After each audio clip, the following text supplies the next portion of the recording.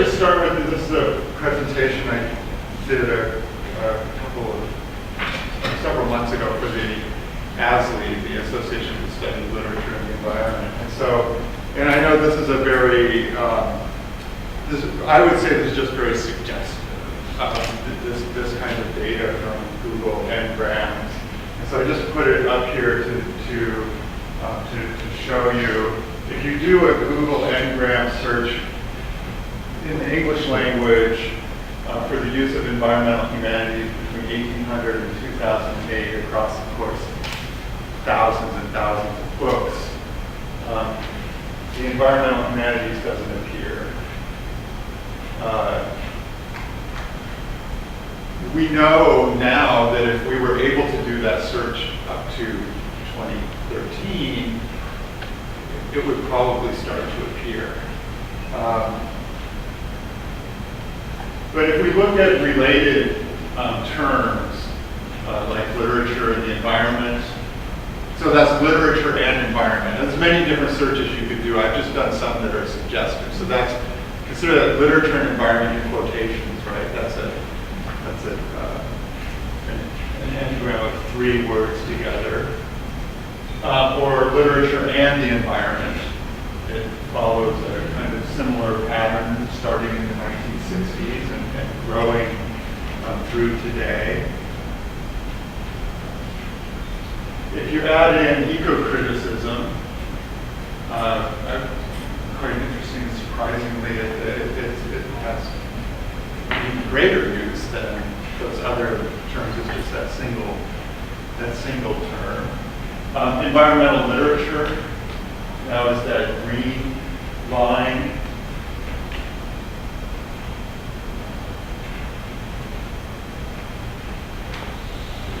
Environmental thought, so I've taken out those ones that were starting to disappear. Environmental thought is that gold line. So this is, again, just very suggestive of some terms that, I was thinking of as a historian, of course, going triumphalist here, environmental history. Environmental philosophy is the purple. This thing, if you see the decline, I haven't spent time with it, but I know that there's some real problems with interpreting that decline in that late period. And I think that paper that was circulated that made something of that decline. There may be some things that are artifactual in the data about this that actually make it difficult to say anything about these lines going down at the end.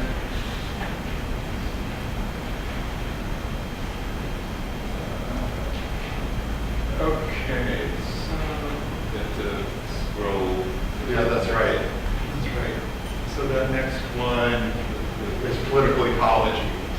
So just to try to get, one of the things is that there's so much happening in geography, but it's hard to figure out, and maybe it would be useful to talk to someone.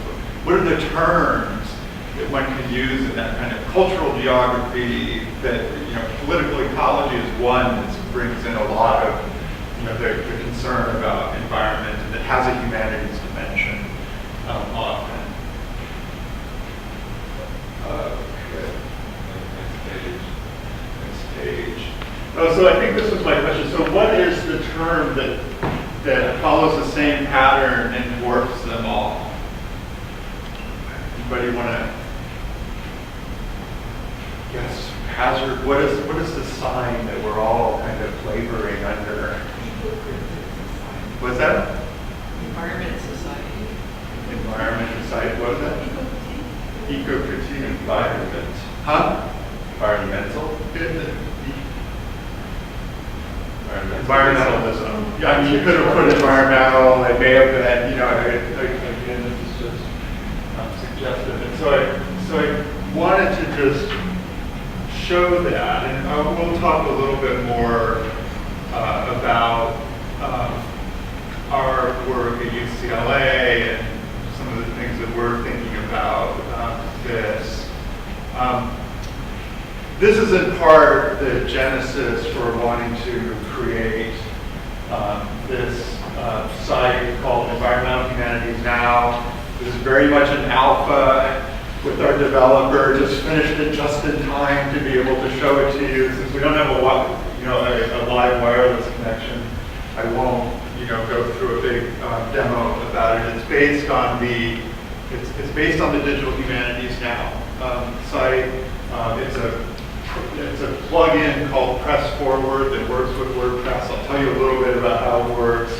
And when I saw Dan Cohen do a presentation about this, and really what this is about as much creating a community, a social community. It's as much about social interaction as it is anyway about the tool or the digital.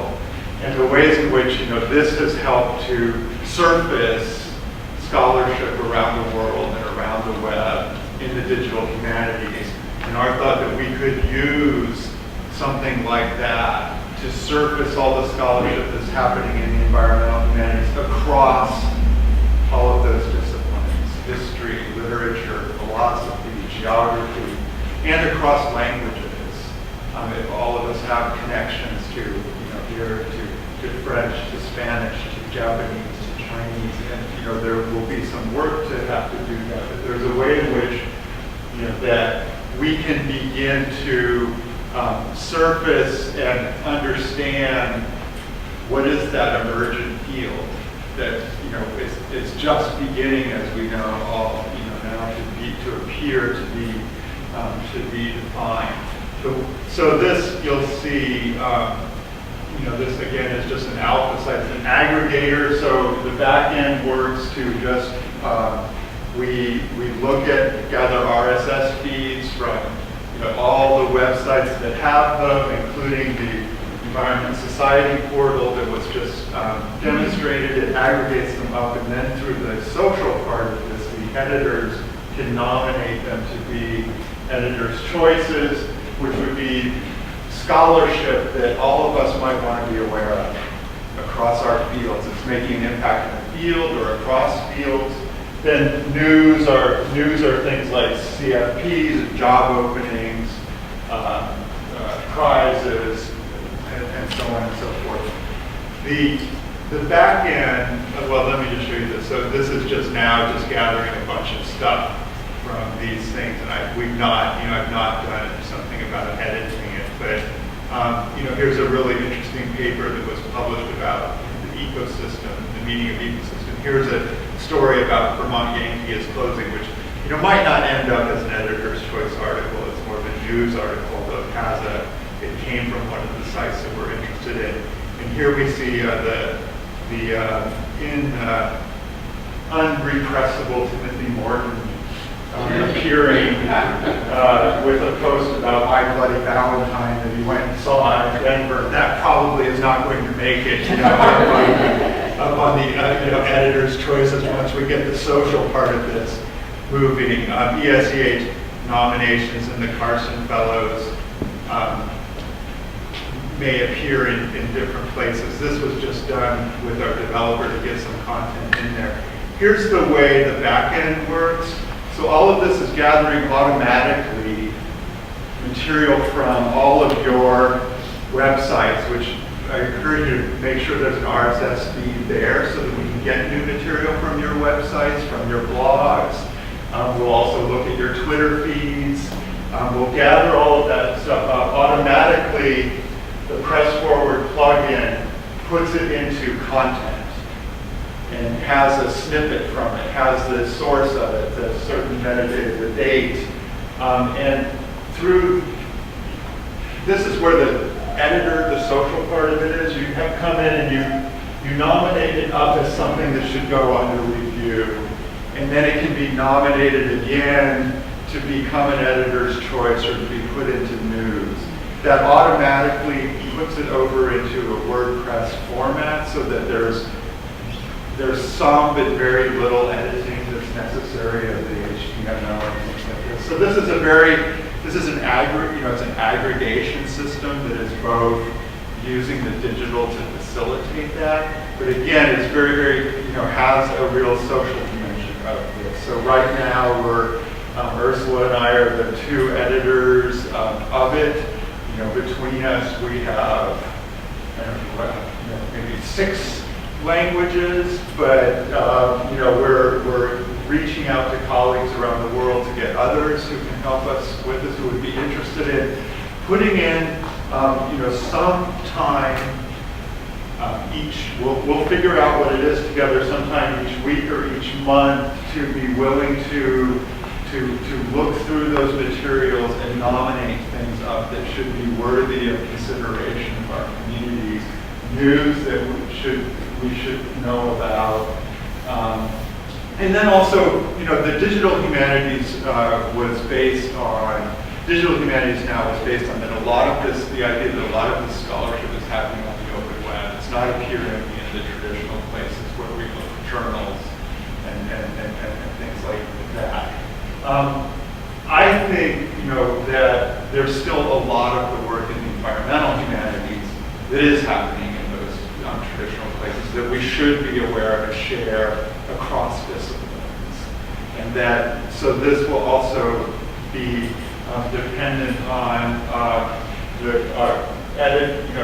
our network to submit your own work or submit someone else's work, which would be simply just to, you know, send us an abstract if it's, you know, even if it's a bit, you know, send us a URL, send us where it is, and we could, you know, get that work up here. So not, in contrast to the digital humanities now, not all of this work will be work from the open web. Some of it will link to, you know, a journal that's behind a paywall and may only be accessible to scholars, but we still want to highlight that as an important part of the conversations about what is or are the environmental humanities and the digital environment.